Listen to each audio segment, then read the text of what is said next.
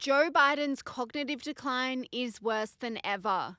In the span of only 1 week, Joe Biden has made a series of humiliating gaffes which have commentators and US voters very concerned for the president's mental and physical well-being. Sky News All Stars James Morrow, Rita, Panahi and Mick Mulvaney take a look at Joe Biden's week from hell.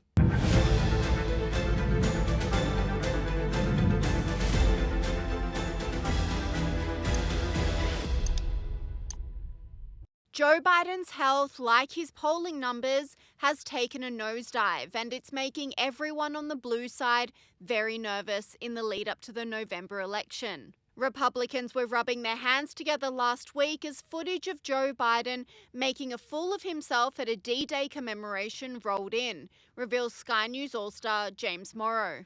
Here's a few highlights or lowlights of his performance at D-Day. Where do we begin? Well, among other things, Biden showed up looking his totally not confused and losing itself. Then Biden appeared to fall asleep during the ceremony. Les énormes obus de nos navires de guerre. Let's go in for a closer look at that. Les énormes obus de nos navires de guerre. And then there was this. After shaking hands with French President Emmanuel Macron, Joe Biden appeared to, well, I don't know, let's just say he tried to sit down on a chair that was not there and call that the most charitable explanation.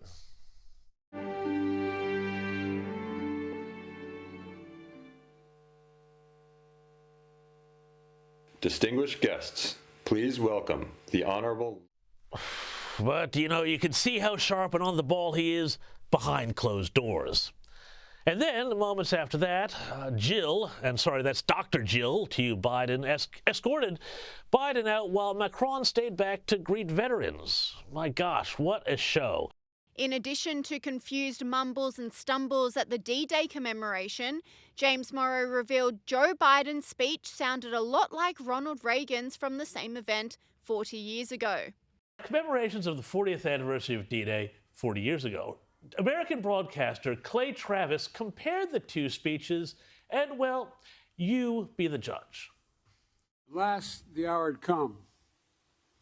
Dawn, 6th of June, 1944. At dawn on the morning of the 6th of June, 1944. 225 American Rangers arrived by ship, jumped into the waves and stormed the beach. 225 Rangers jumped off the British landing craft and ran to the bottom of these cliffs. Gunfire rained above them, but still they kept coming. Nazi grenades thrown from above exploded against the cliffs, but still they kept coming. The Rangers looked up and saw the enemy soldiers, the edge of the cliffs, shooting down at them with machine guns and throwing grenades. And the American Rangers began to climb.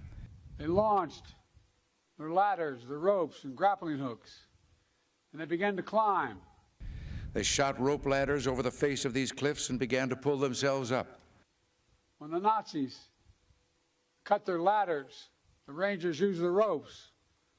When the Nazis cut their ropes, the Rangers used their hands. When one Ranger fell, another would take his place. When one rope was cut, a Ranger would grab another and begin his climb again. An inch by inch, foot by foot, yard by yard, the Rangers literally clawed their way up this mighty precipice until at last they reached the top. Soon, one by one, the Rangers pulled themselves over the top. They breached Hitler's Atlantic Wall, and they turned in that one effort the tide of the war that began to save the world. And in seizing the firm land at the top of these cliffs, they began to seize back the continent of Europe. Wow. Well, you can almost imagine the thinking in the White House there. I mean, hey, Ronald Reagan, he was old.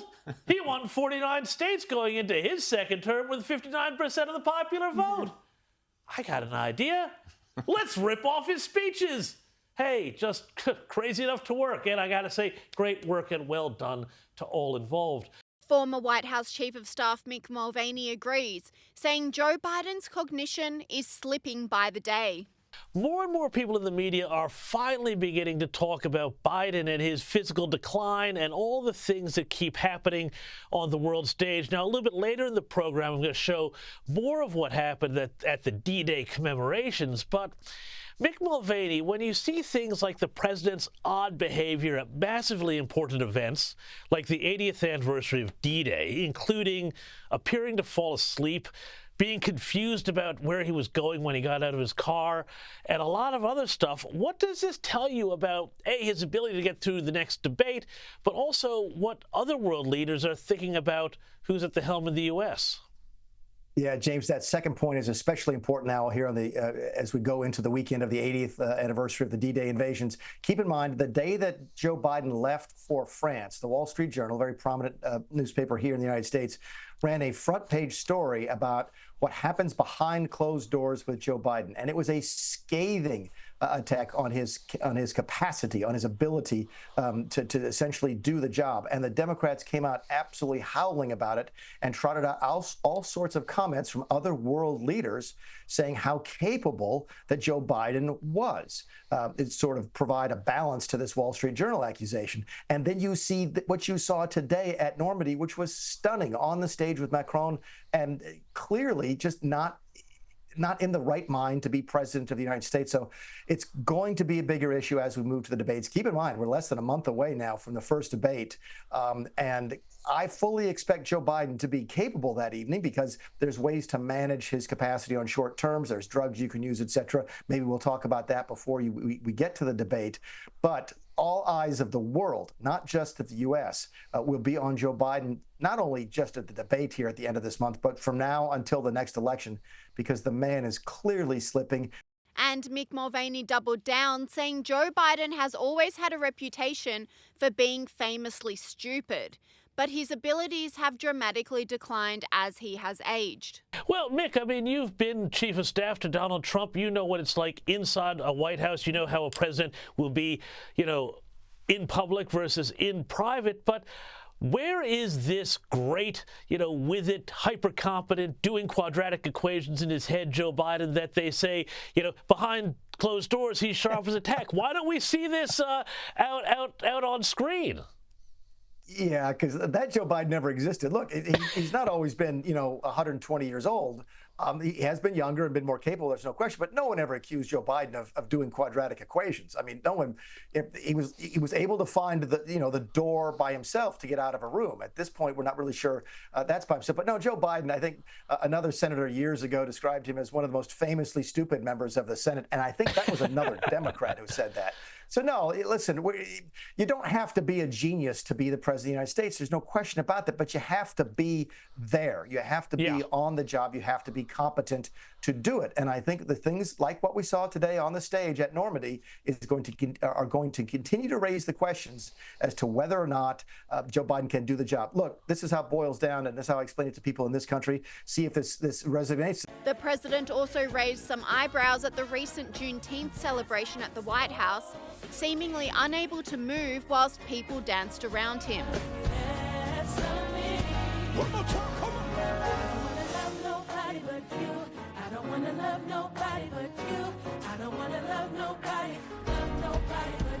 Also at Juneteenth, Joe Biden looked dazed and confused, sipping on an unknown liquid.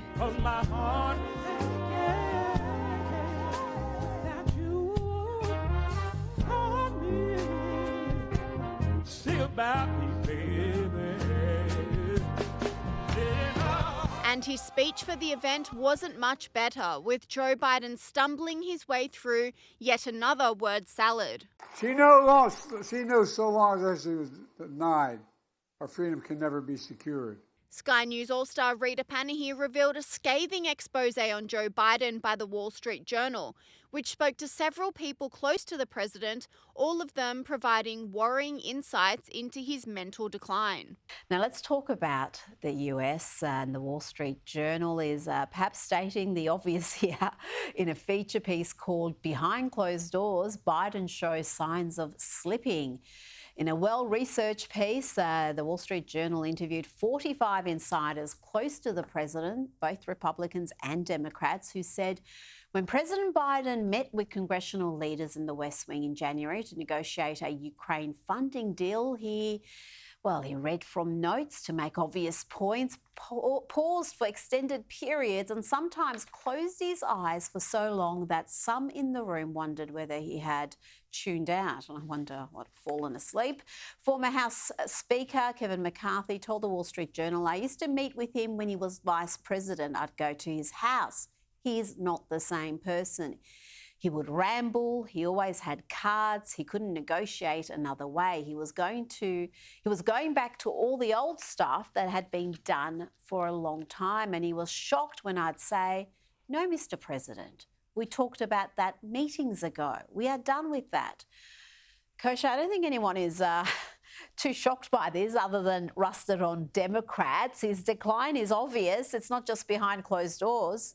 I could play clips nightly on this program, and the change in him, even from 4 years ago, is dramatic. Sky News All-Star Sophie Ellsworth says allowing Joe Biden to continue with his duties despite clear signs of deterioration is elder abuse. Shock horror, Sophie. The Wall Street Journal, they've spent a year on this story apparently, asking various Democrats and Republicans what it's like to go into a meeting with Joe Biden.